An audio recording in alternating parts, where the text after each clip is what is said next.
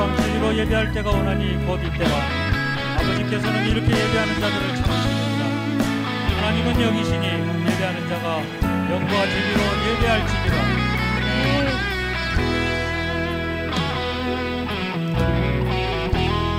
내가 섬길 곳이 어디라도 여전히 주님 나와 함께 계시니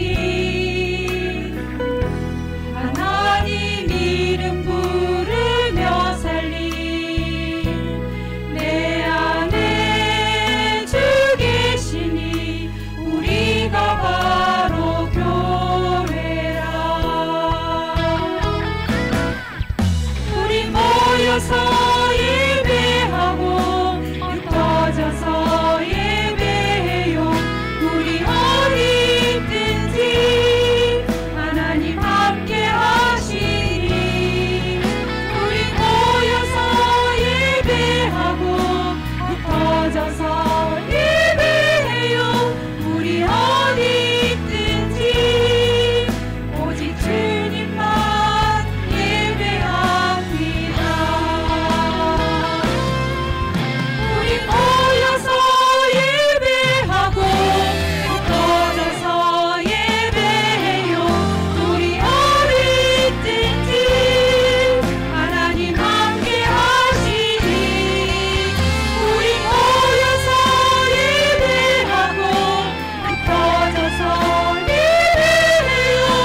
우리 어디 있든지 오직 주님만 예배합니다. 우리 어디 있든지 오직 주님만 예배합니다.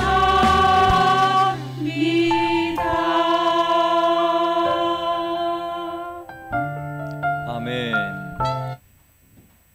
하나님 말씀은 역대하 34장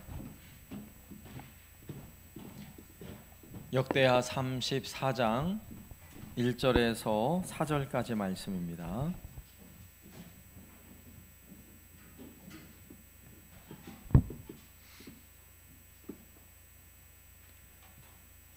역대하 34장 1절에서 4절까지 말씀, 구약성경 704쪽입니다. 말씀을 제가 봉독하겠습니다.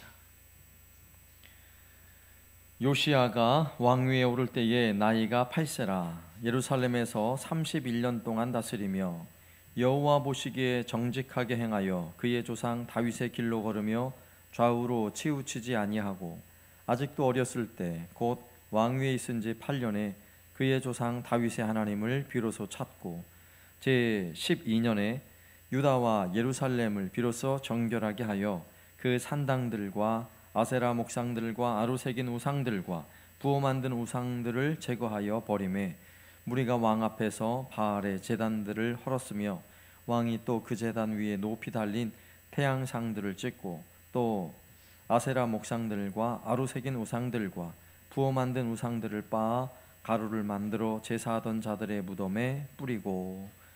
아멘. 이스라엘이 분열 왕국 시대가 되어서 북이스라엘은 19명의 왕들이 나라를 다스렸고 또 남유다는 20명의 왕들이 나라를 다스렸습니다. 전체 39명의 왕들이 나라를 다스렸는데 그 중에 최고의 칭찬을 들은 사람이 누군 줄 아세요? 오늘 본문에 등장하는 요시야 왕입니다. 요시야 왕.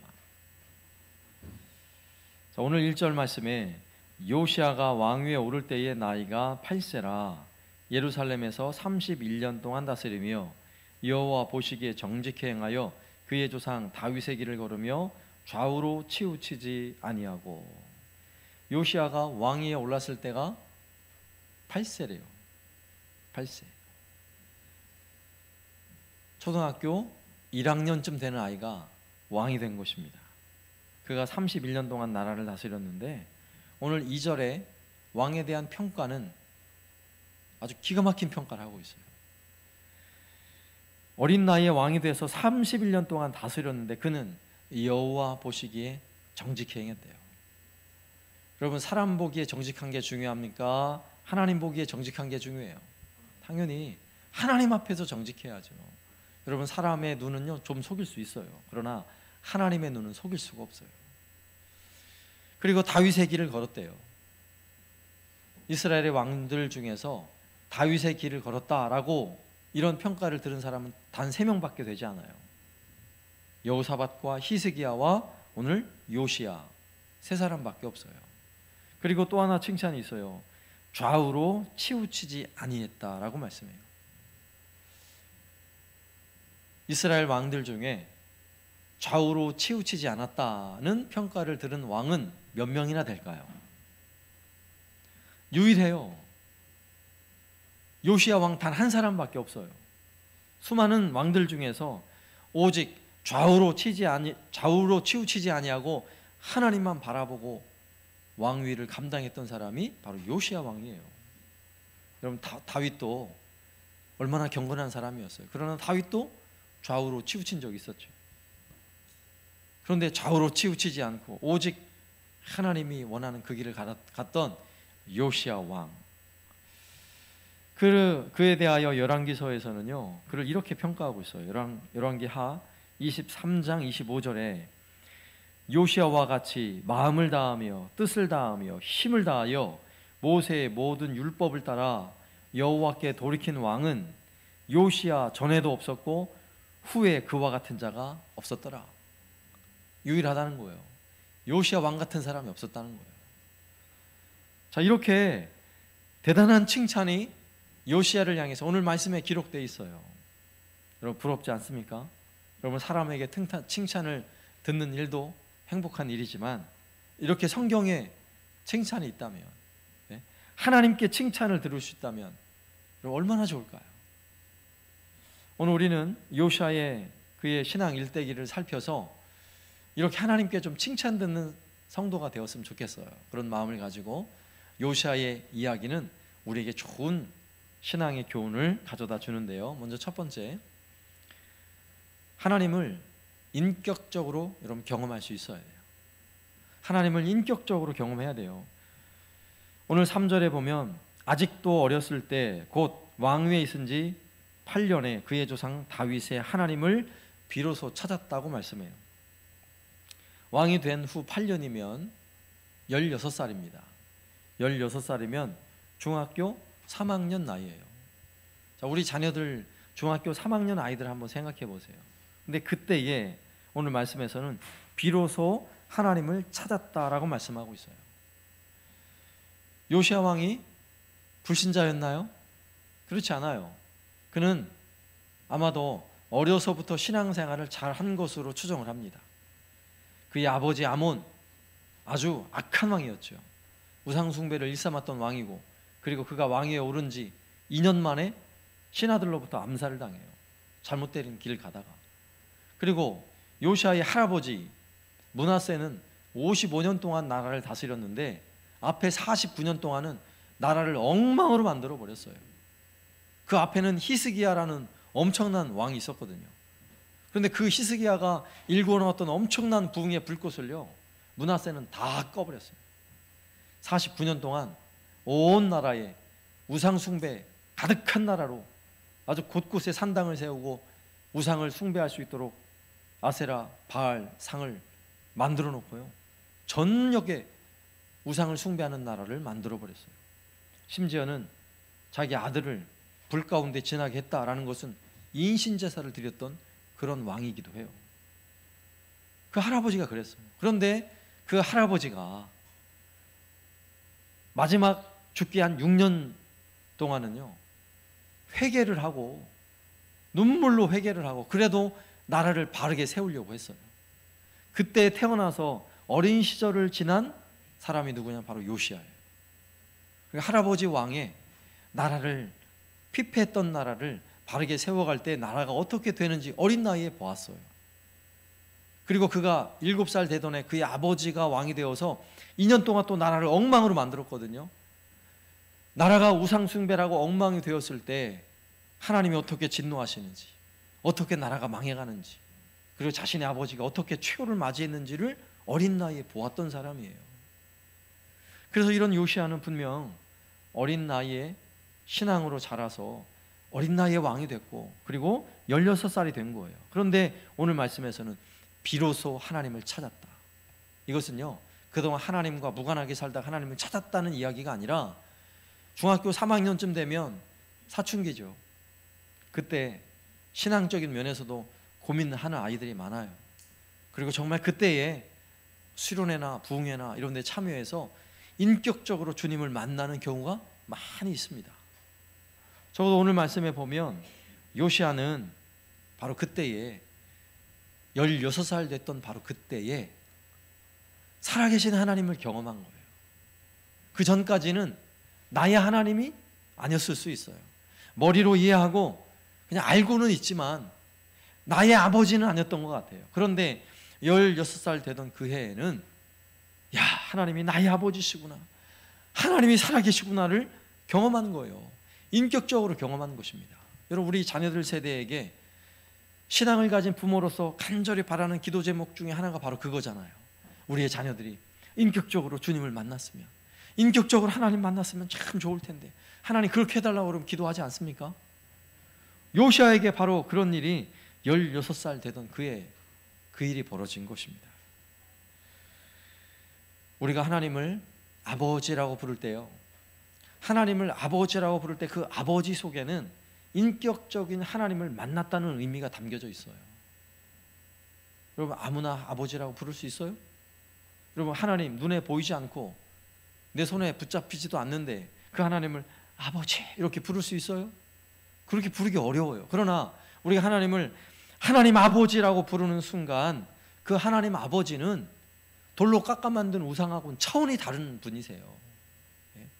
물 떠놓고 막 손바닥을 빌면서 비나이다 비나이다 하는 그 고목나무하고는 차원이 다른 분이라고요. 수많은 사람들이 달을 보고 소원을 빌고 막 태양이 신이 된 나라가 얼마나 많습니까? 여러분, 하늘에 떠있는 해와 달과 같은 그런 신을 섬기는 것과 차원이 달라요. 하나님 나의 아버지라고 말할 때는 그 아버지는요, 내가 인격적으로 만난 나의 아버지신 거예요. 그래서 내가 힘들고 어려울 때 우리 육신의 아버지도 그 넓은 어깨로 우리를 안아주시면서 눈물 흘리는 자녀들의 눈물을 닦아주시면서 괜찮아 괜찮아, 아빠가 있잖아, 날 믿어, 이런 하나님을요 정말 경험하는 거예요. 그런 살아계신 하나님을 나의 아버지로 경험하는 것입니다. 때로는 인자하고 사랑이 많으신 아버지이기도 하지만 잘못된 길을 가고 방황할 때요, 눈물을 쏙 뺄 정도로 혼을 내시는 경우도 있어요. 너 이놈, 네가 그러면 돼, 혼내는 경우도 있잖아요. 그런 하나님을 경험하는 것이 인격적 하나님을 만나는 거예요. 요시야는 16살에 그 하나님을 경험한 것입니다. 우리도 우리의 신앙에도 오늘 말씀에 비로소 하나님을 경험했다, 우리도 비로소 그 하나님을 경험하는 은혜가 있길 바랍니다. 나는 옛날에 다 경험했어요. 여러분, 옛날에 경험한 걸로 끝나는 게 아니에요. 여러분, 인격적이라는 것은요, 매일매일 그분과 인격적 관계와 교제가 있어야 그게 인격적인 것입니다. 여러분, 죽은 사람하고 인격적 관계를 맺을 수 있어요? 그럴 수 없어요. 여러분, 다퉈가지고 싸웠어요. 그리고 헤어지고 더 이상 말도 안 해요. 그런 관계를 인격적 관계라고 말합니까? 그건 인격적 관계가 아니에요. 왼수죠, 왼수. 여러분, 하나님과 인격적 관계를 맺었다 하는 것은 우리의 삶에 오늘 요시야가 비로소 하나님 만났다, 하나님을 찾았다 하는 것과 같이 우리가 그동안 무심코 살았는데, 하나님과 상관없이 살았는데 그 하나님을 다시 만나는 거예요. 그 하나님의 은혜를 다시 한번 깊이 경험하는 거예요. 여러분, 이런 은혜를 경험하세요. 예배를 드릴 때마다 그런 은혜를 경험하셔야 돼요. 여러분, 우리 예수님, 그 예수님이 얼마나 은혜와 사랑이 많으세요. 예수님을 따랐던 제자들도 예수님을 따를 때는 막 그렇게 열심히 따르다가 주님이 붙잡혀 가실 때 제자들이 다 배반했어요. 특히 베드로는 나는 예수님을 모른다고 저주하면서 3번이나 부인을 했습니다. 그런 베드로를 예수님이 찾아오셨어요. 갈릴리 호수에서 밤새도록 고기를 잡고 있는 베드로와 제자들을 우리 주님이, 부활하신 주님이 그 갈릴리 해변으로 찾아오셨어요. 그때 찾아오신 우리 예수님이 베드로를 어떻게 대우하시던가요? 인격적으로 다시 만나주시는 거예요. 모닥불을 피우고 거기에서 불을 피워 생선을 굽고 떡을 준비하여 물에 온몸이 젖은 그런 제자들을 부르는 거예요. 이리 오라고. 와서 아침을 먹자고, 같이 먹자고. 우리 주님 얼마나 인격적이세요. 그 주님을 만나야 된다고요. 우리도 때로는 방황할 수 있잖아요. 때로는 배반할 수도 있어요. 그런데 다시 찾아오셔서 이리 와서 함께 조반 먹자 하는 주님의 음성을 들을 수 있어야죠. 그 비로소 주님을 만나는 거예요. 비로소. 그리고 주님은 베드로를 향해서 내가 나를 다른 사람들보다 나를 더 사랑하느냐? 주님 이렇게 부르시잖아요. 왜 물으세요?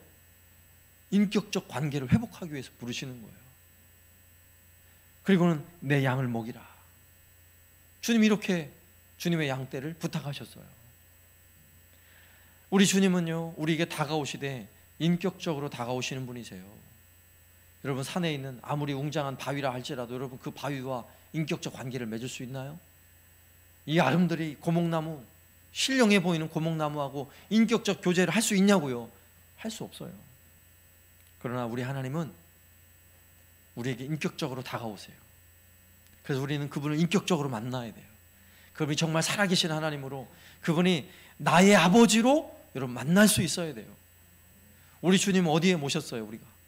우리 마음에 모시고 살잖아요.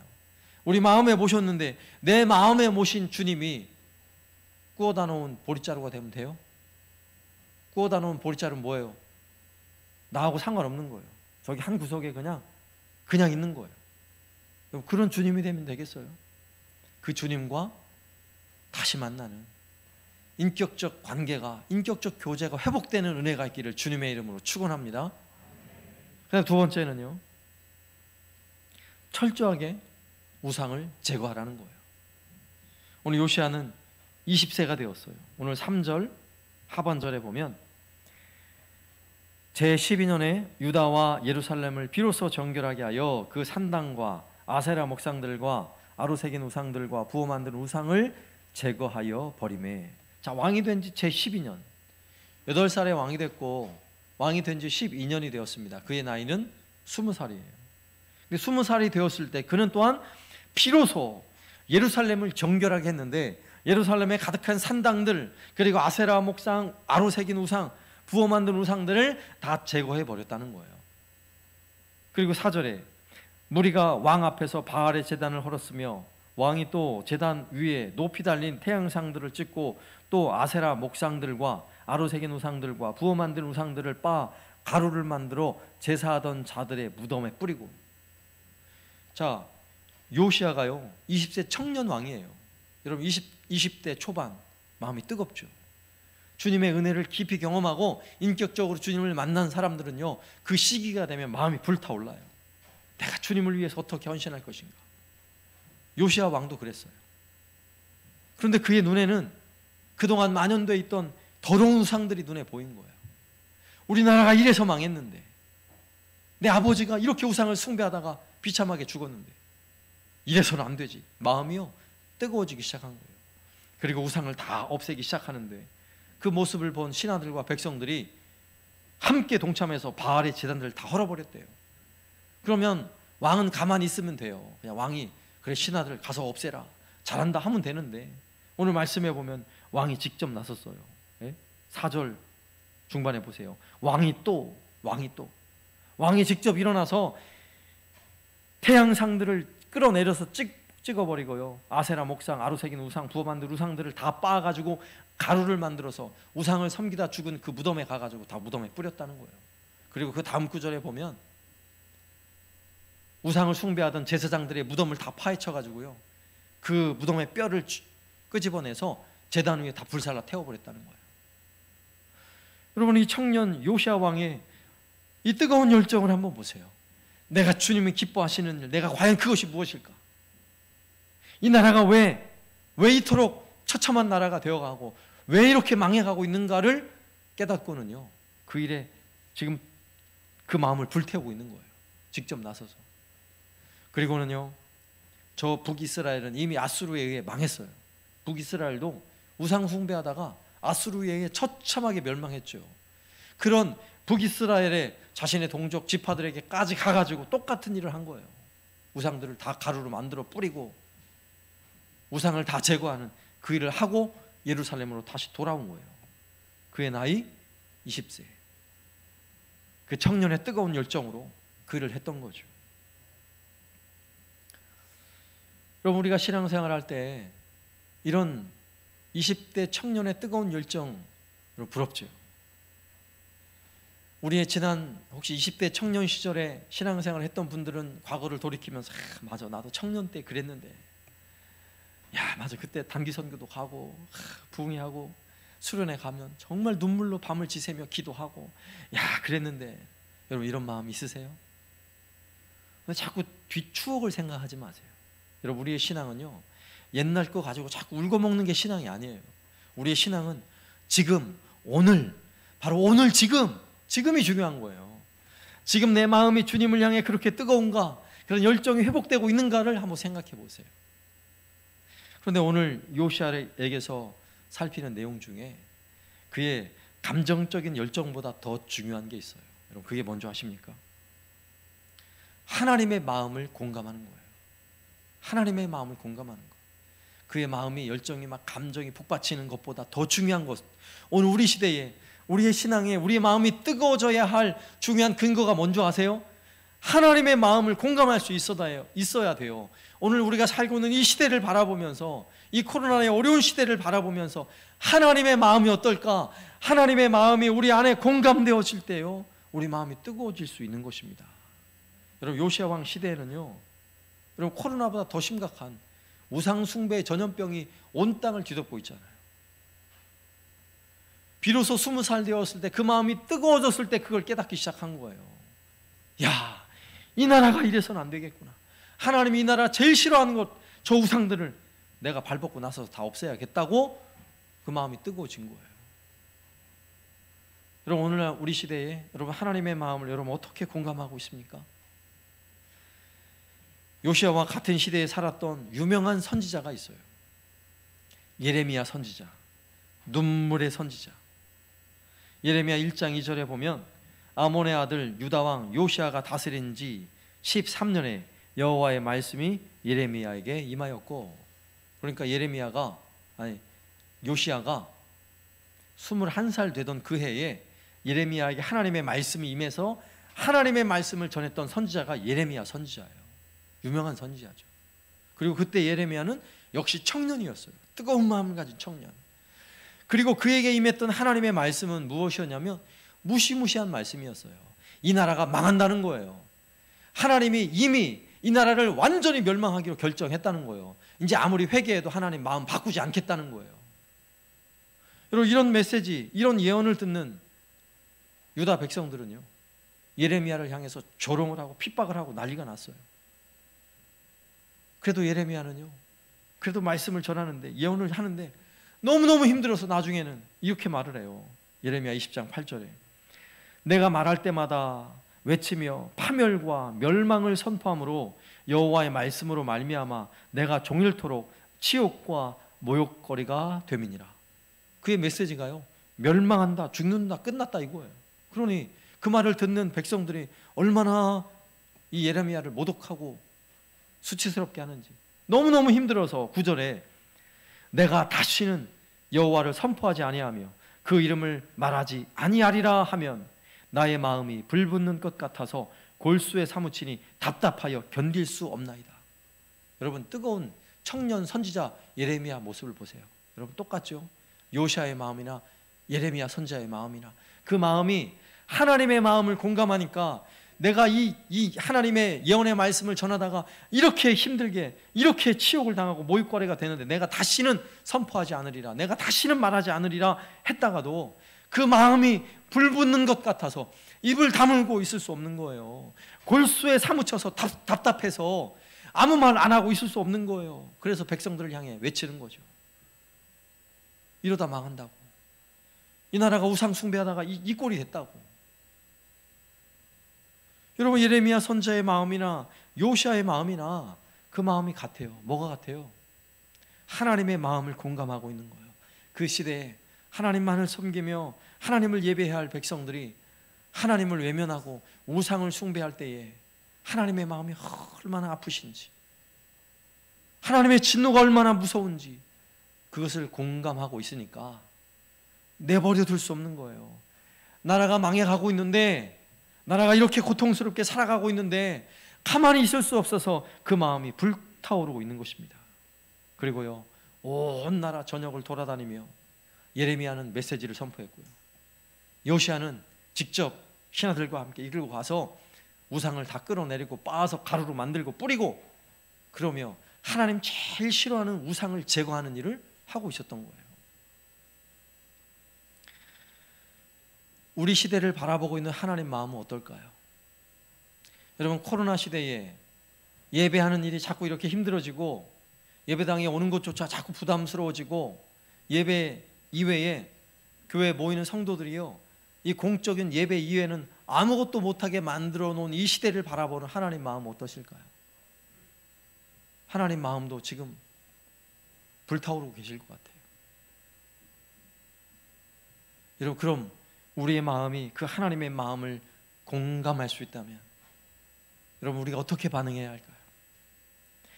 여러분, 코로나 때문에 예배당에 잘 올 수 없는 이 시대에는 여러분, 교회 밖에 있는 사람들은 내버려 두면 되나요? 여러분, 전도 안 하면 돼요? 나와 함께 가정에 머물며 내가 사랑으로 늘 밥을 짓고 함께 사랑으로 식사를 나누는 나의 가족들, 여러분, 이 코로나 때문에 이 어려운 시대는 교회 안 나오고 예배 안 드리고 예수님 안 믿고 그냥 지옥에 가도 되나요? 마음이 불붙지 않는 게 문제예요. 하나님의 마음을 공감하지 못하는 게 문제예요. 하나님은 여전히 잃어버린 영혼들을 향해서 하나님의 마음이 불타고 있는데 우리의 마음이 냉랭해지고 있다면, 여러분, 코로나라는 그 이유 때문에 내 마음이 차가워지고 있다면 여러분, 이게 이미 우상숭배예요. 우리는 우상숭배. 코로나를 섬기는 거지 하나님을 섬기는 게 아닌 거예요. 우리도 정신을 차려야 합니다. 오늘날 이 시대에 하나님이 바라보는 그 눈과 그 마음으로 이 시대를 바라볼 수 있길 바랍니다. 우리의 성도들, 함께 예배에 참여하지 못하는 성도들을 그 마음과 그 눈으로 바라볼 수 있길 바랍니다.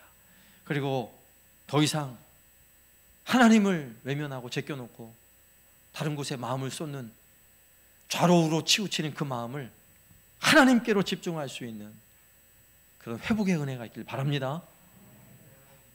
만약에 우리 마음이 여러분 하나님을 향해 뜨거워지지 않고 있다면 하나님의 마음을 공감하지 못하는 것이고요, 우리의 마음 성전에 하나님을 모셔야 할 우리의 마음 성전에 우상이 채워진 거예요. 우상이. 여러분, 다른 것이 채워지면 그게 우상이잖아요.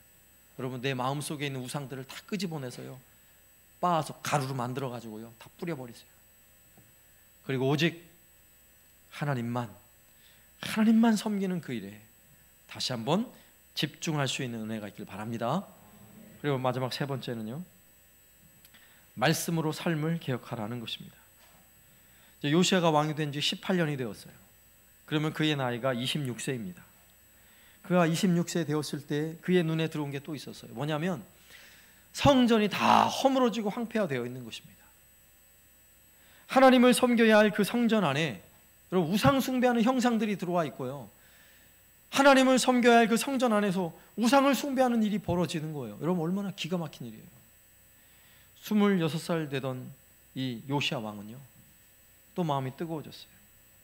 그리고는 성전을 수리하고 정결하게 하고 깨끗하게 하는 일에 열심을 냈습니다. 대제사장에게 명령을 내려서 우리 레위인들을 시켜서 이 모든 일을 했어요. 그런데 그렇게 성전을 정결하게 하다 보니까 성전 안에서 그동안 꼭꼭 숨겨져 있던 율법책이 발견된 거예요. 율법책이. 그 당시 율법책은요, 양의 가죽으로 만든 두루마리예요.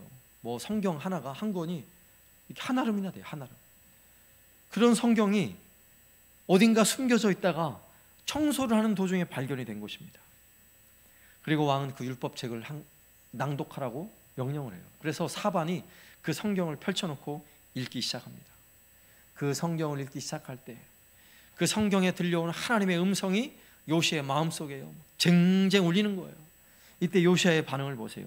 오늘 34장 19절. 왕이 율법의 말씀을 듣자 곧 자기 옷을 찢더라. 여러분, 자기 옷을 왜 찢습니까? 유대인들에게 통렬하게 회개할 때 나타나는 반응이에요. 옷을 찢으며, 옷만 찢은 게 아니에요, 마음을 찢으며, 하나님, 우리가 이게 죄악이었군요, 우리가 이래서 망하게 되었군요. 요시아는요 옷을 찢으며 마음을 찢으며 눈물로 회개했어요. 여러분, 하나님 말씀은요 읽어만 봐도, 그 말씀을 읽으며 우리의 귀에 들려만 와도 그 말씀은 힘이 있고 능력이 있어서 회개케 하는 은혜를 부어주세요. 우리의 눈에 뜨거운 눈물을 흘리며 내가 이렇게 살아서는 안 되겠구나, 자신의 삶을 돌이켜 하나님에게로 돌아오게 하는, 우리의 삶을 개혁하게 하는 능력이 있어요. 이것이 바로 하나님 말씀입니다. 21절 말씀. 너희는 가서 나와 및 이스라엘과 유다의 남은 자들을 위하여 이 발견한 책의 말씀에 대하여 여호와께 물으라. 우리 조상들이 여호와의 말씀을 지키지 아니하고 이 책에 기록된 모든 것을 준행하지 아니하였으므로 여호와께서 우리에게 쏟으신 진노가 크도다 하니라. 여러분, 앞선 요시아의 그의 왕정, 그의 왕의 직무를 감당할 때 앞에 있었던 일만으로도 우리는 감동이 돼요.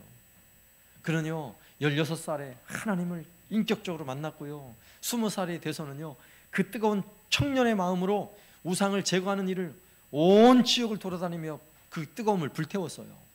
여러분, 그 정도면 됐잖아요. 그런데 26살 되던 해에 그런 요시아에게 하나님의 말씀이 낭독되어지고 그의 귀에 들려질 때예요, 그의 마음은 더 뜨거워졌고요, 자신 스스로도 내가 이렇게 살면 안 되겠구나, 내가 왕의 직무를 이렇게 감당하면 안 되겠구나, 자신의 삶에 엄청난 개혁이 일어난 것입니다. 하나님의 무서운 진노가 이 기록된 말씀을 준행하지 않은 나의 삶, 우리 백성의, 그것이 문제였구나를 깨닫고요, 그는 말씀을 중심하여 다시 한번 더 뜨거운 개혁이 일어나기 시작해요. 이제는 겉으로 드러나는 개혁이 아니라요, 그들 마음속 중심에, 요시아 왕 자신의 마음 중심에서부터 변화하는 개혁이 일어나는 것입니다. 그리고 백성들도 그동안에는 겉으로 형식적으로 막 우상을 버리고 했을지 모르지만 이제부터는 하나님의 말씀의 중심이 되어서 그들의 마음 중심에, 그들의 마음 성전에도 놀라운 개혁이 일어나는 시간을 가지기 시작한 거예요. 그래서 요시아는요 모든 백성을 불러 모아놓고 그 성경을 낭독하도록 해요. 29절 말씀. 왕이 사람을 보내어 유다와 예루살렘의 모든 장로를 불러 모으고 여호와의 전에 올라가매 유다 모든 사람과 예루살렘 주민들과 제사장들과 레위 사람들과 모든 백성이 노소를 막론하고 다 함께 앉으라. 왕이 여호와의 전 안에서 발견한 언약책의 모든 말씀을 읽어 무리의 귀에 들려주고 왕이 자기 처소에 서서 여호와 앞에서 언약을 세우되 마음을 다하고 목숨을 다하여 여호와를 순종하고 그의 계명과 법도와 율례를 지켜 이 책에 기록된 언약의 말씀을 이루라 하고, 그 말씀을요 온 백성이 들을 수 있도록요 낭독을 한 거예요. 그리고 우리가 이 말씀대로 살자고 왕이 선포한 것입니다. 온 백성을 불러 모으고 온 백성들과 함께요, 우리가 그 장면을 직접 목격하지는 않았지만 왕이 옷을 찢으며 눈물 흘리며 통곡하며 은혜를 받고요 회개하고 있는데 백성들은 어떻게 했을까요? 백성들도 하나님의 말씀을 들으며 그 심령에 놀라운 부흥이 일어나는 것입니다. 놀라운 부흥, 말씀을 중심한 놀라운 부흥이 일어났어요. 그리고 33절 말씀. 이와 같이 요시아가 이스라엘 자손에게 속한 모든 땅에서 가증한 것들을 다 제거하여 버리고 이스라엘의 모든 사람으로 그들의 하나님 여호와를 섬기게 하였으므로 요시아가 사는 날에 백성이 그들의 조상들의 하나님 여호와께 복종하고 떠나지 아니하였더라. 아멘. 여러분, 진짜 부흥은요 말씀에서부터 시작되는 거예요. 여러분, 말씀에 시작된 이 부흥의 은혜를 경험하지 못하면 여러분 거칠해요. 거칠해. 좀 하다가 멈출 수 있어요. 가다가 만다고요. 그러나 하나님 말씀이 중심이 되면 그 말씀이 우리의 심정, 마음의 깊은 곳을 막 찌르고 쪼개는 거예요. 그리고 이 마음에 잘못됐고 우리가 부족한 것들이 깨달아지고 하나님 앞에 통회하며 회개하는 역사가 일어나는 것입니다. 그리고 우리의 심령의 부흥이 일어나는 것입니다. 여러분, 이런 요시야 왕 때 이 엄청난 부흥의 은혜를 경험했는데, 여러분 안타깝게도 요시야 왕은요 39살의 나이에 일찍 죽어요. 그것도 갈그미스에서 전쟁이 일어났는데 전쟁을 함께 도우려 갔다가 활에 맞아가지고 전사를 합니다. 그래서 일찍 죽은 거예요. 그리고 요시야 왕이 죽고 난 후에 약 5년이 지난 후 예루살렘에 바벨론이 쳐들어와 가지고요 예루살렘이 쑥대밭이 돼요. 그리고 1차 포로를 끌고 가요. 그리고 다시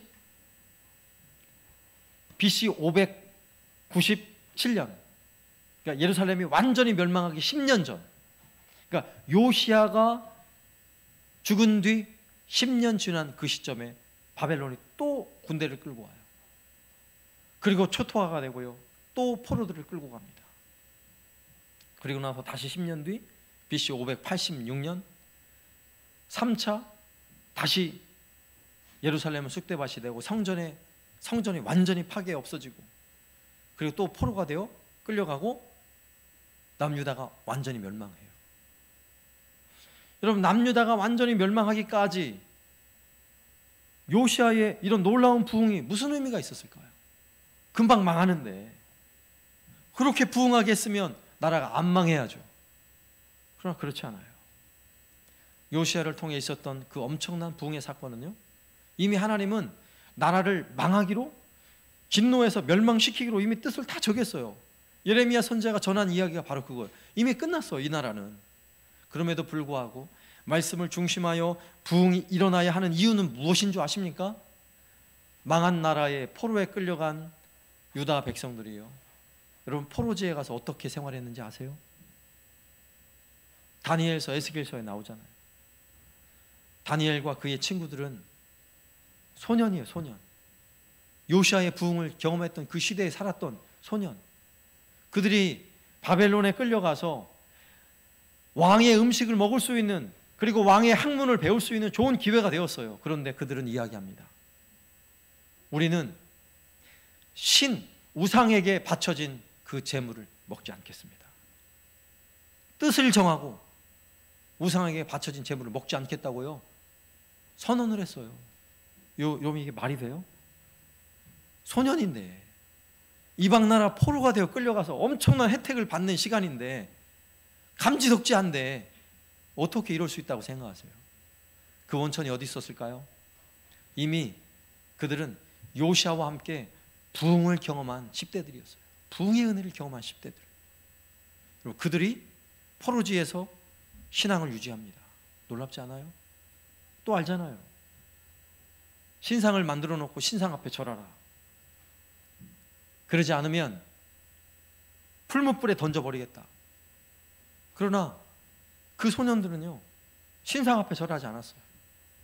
우리 하나님만 섬기겠다고 떳떳하게 얘기했어요. 그리고 풀무불 속에 들어갔죠. 그러나 머리털 하나 상하지 않고 다시 걸어 나왔어요.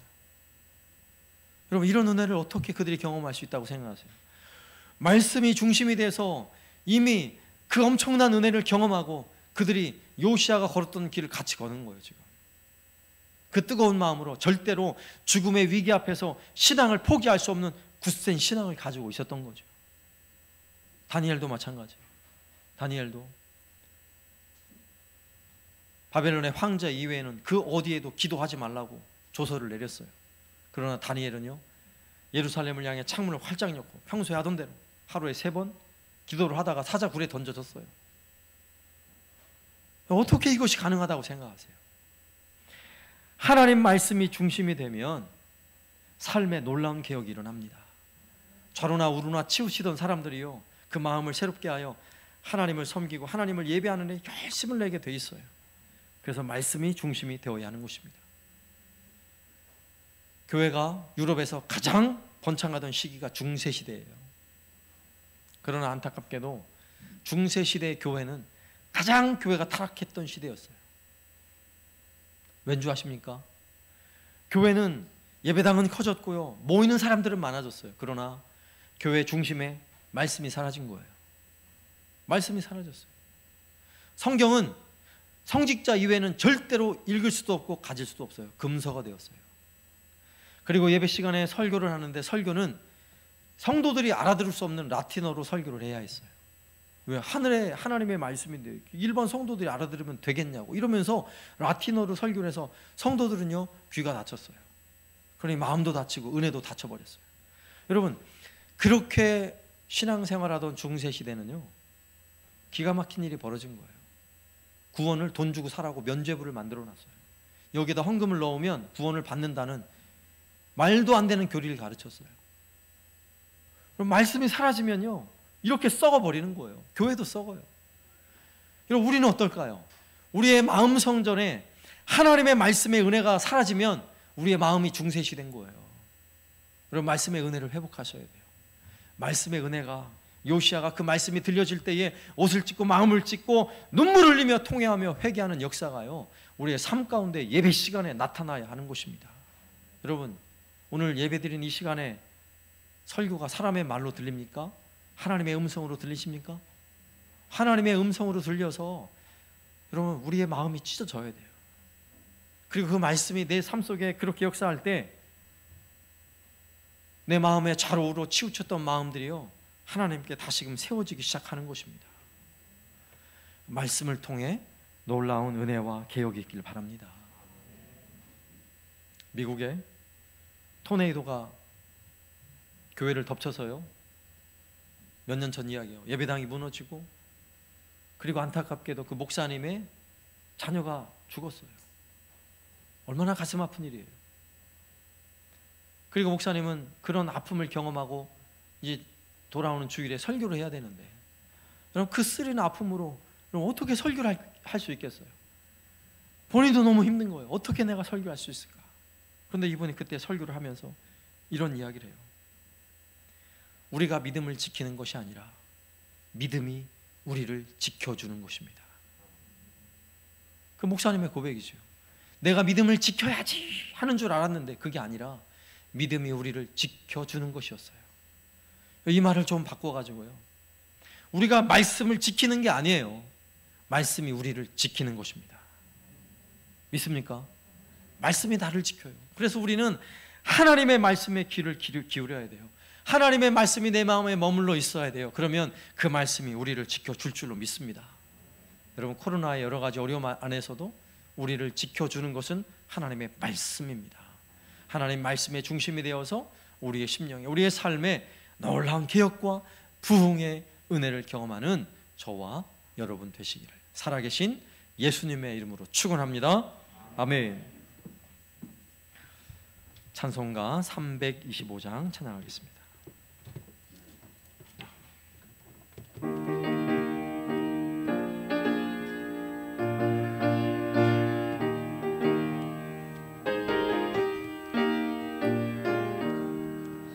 예수가 함께 계시니 시험이 오나 겁없네.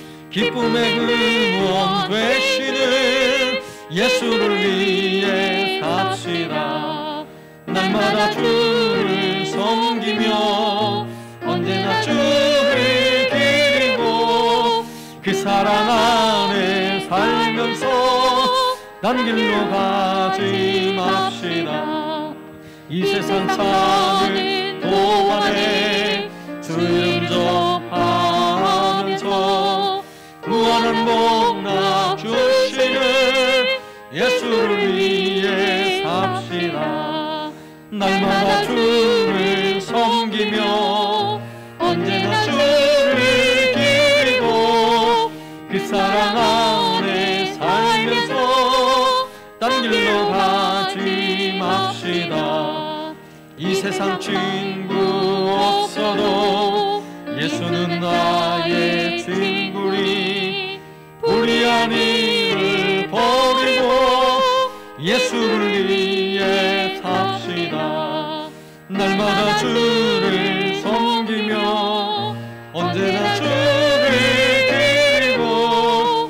사랑 안에 살면서 딴 길로 가지 맙시다.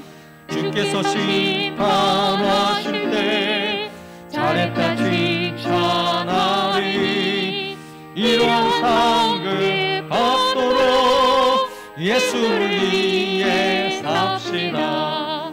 날마다 주를 섬기며 언제나 주를 드리고 그 사랑 안에 살면서 딴 길로 가지 맙시다.